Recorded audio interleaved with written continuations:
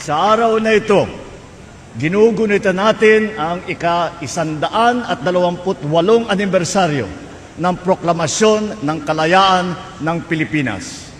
Sa loob ng lampas 300 taon, naging kolonya ang ating bansa. Sa ilalim ng pamumuno ng dayuhan, dinanas ng ating mga ninuno ang kahirapan, kawalan ng katarungan at pang-aapi. Ang pagnanais natin na makamit ang hustisya at pagkakapantay-pantay ang siyang nagtulak sa lahing Pilipino na mag-alsa laban sa pamamahala ng dayuhan. Sina Tamblot, Sumuroy, Daguhoy at Diego at Gabriela Silang ay ilan lamang sa mga naunang lumaban sa mga dayuhan. Ang pag-aalsa sa Bohol, sa Pidig, Ilocos Norte, sa Cavite ay senyales ng mga maigting na pagnanais ng ating mga ninuno na maging malaya. Subalit, dahil sa pagkakahiwa-hiwalay at kawalan ng isang layunin, hindi sila nagtagumpay. Sa ilalim ng katipunan, nagawa ni Gat Andres Bonifacio at ng mga katipunero na pag-isahin ang bayan tungo sa isang adhikain at isang laban. Ipinagpatuloy ni General Emilio Aguinaldo ang pakikibaka at tangan lamang ang pananampalataya, pagmamahal at kabayanihan. Itinaas ang ating watawat sa Kawit, Cavite na makasaysayang araw noong itong 1898. Dito, ipinahayag natin sa buong mundo ang hangarin nating mamuhay bilang isang malaya at nagsasariling bansa. Mula sa araw na yun, itinatag natin ang Republika ng Pilipinas. Naitayo natin ang mga institusyon na nagsisilbi sa mamamayan at nabigyan tayo ng pagkakataon hubugin ang ating kinabukasan. Matapos ang mahigit 1 siglo mula nang makamit natin ang kalayaan, ano na ang nagawa natin sa kalayaang kanilang ipinaglaban? Sapagkat hindi sapat na lingunin lamang natin ang nakaraan. Kailangan magsilbing pundasyon ang mga aral nito sa ating kasalukuyan at sa ating kinabukasan.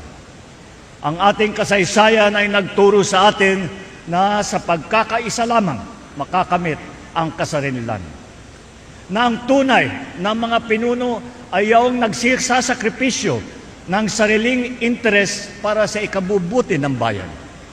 Na ang kalayaan ay dapat na inaalagaan.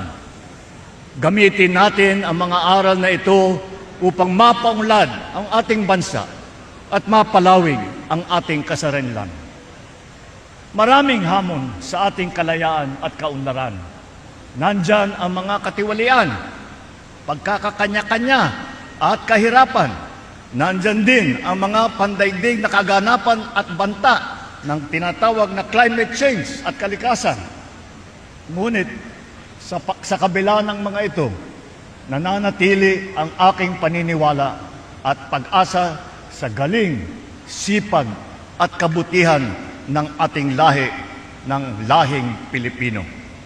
Sa maraming pagkakataon na ipakita natin ang ating kakayahan na manindigan para sa tama, na magmalasakit sa kapwa, na bumangon sa harap ng pagsubok. Lalo na sa panahon ng kalamidad, na ipapakita natin ang ating pagkakaisa, pagtutulungan at ang ating malasakit. Sa bawat Pilipino, ito ang aking panawagan. Huwag po tayong mapagod na mahalin, piliin at ipaglaban ang Pilipinas. Ipalalim natin ang ating kamalayan, maging mapanuri sa katotohanan. Gamitin natin sa tama ang ating kakayahan, hindi sa masama. Lumaban ng patas sa araw-araw, huwag pagsamantalahan ang pinagpaguran ng iba. At piliin natin ang ikabubuti ng bayan laban sa interes ng iilan. Kung mananatili tayong tapat sa mga adhikaing ito, matitiyak tayong magmamana ang mga susunod ng henerasyon ng isang bansa na mas matatag, mas makatarungan at mas maunlad.